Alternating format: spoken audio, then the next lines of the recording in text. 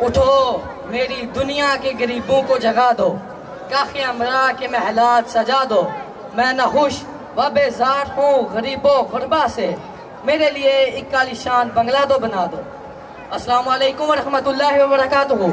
محترم سامعین، میں آج اس رائے کی بھرپور وکالت کرتا ہوں کہ ہاں، بیوروکریسی اور اسٹیبلشمنٹ کو ہی سارے وسائل چاہیے۔ کیوں؟ تاکہ وہ اپنی من مانیوں کے ذریعے نظام کو کنٹرول کر سکیں۔ کیوں مزدور کو وسائل ملیں؟ اسے تو صرف 2 وقت کی روٹی چاہیے، جبکہ افسر صاحب کو عالیشان گاڑی، بہترین بنگلہ اور VIP ماحول چاہیے، اور جج صاحب کے لیے اعلیٰ پروٹوکول نہ ہو، انصاف کی کرسی پر بیٹھ کر رشوت کے کڑک نوٹ نہ ہو، تو کون کرے گا عدالتی فیصلے؟ بازوبان شاید عدالت وہی جو حاضر جواب ہو، فیصلہ وہی جو نوٹوں کے حساب ہو، اور بیوروکریٹ وہ اگر اپنے دفتر سے 10-15 گاڑیوں کے پروٹوکول کے ساتھ 5 سرکاری دورے نہ کریں تو بجٹ کیسے بنے گا؟ یہ سب قربانی ہے، قربانی کہ وہ لوگ اپنی تھکن، بوریت اور پروٹوکول کے بوجھ کو سہ کر بھی ہمیں چلا رہے ہیں۔ تو ہاں، ہم مانتے ہیں کہ مرسیڈیز ضروری ہے تاکہ ریاست بچائی جا سکے، اور عالیشان بنگلہ بھی ضروری ہے تاکہ افسران بالا ذہنی سکون کے ساتھ ملک کا سوچ سکیں، کیونکہ سکون ہوگا تو سوچ ہوگی، سوچ ہوگی تو شاید پالیسی بنے۔ شاید آپ کہتے ہیں مزدور بچوں کو اسکول نہیں بھیج سکتا، تو بیچنے کی کیا ضرورت ہے؟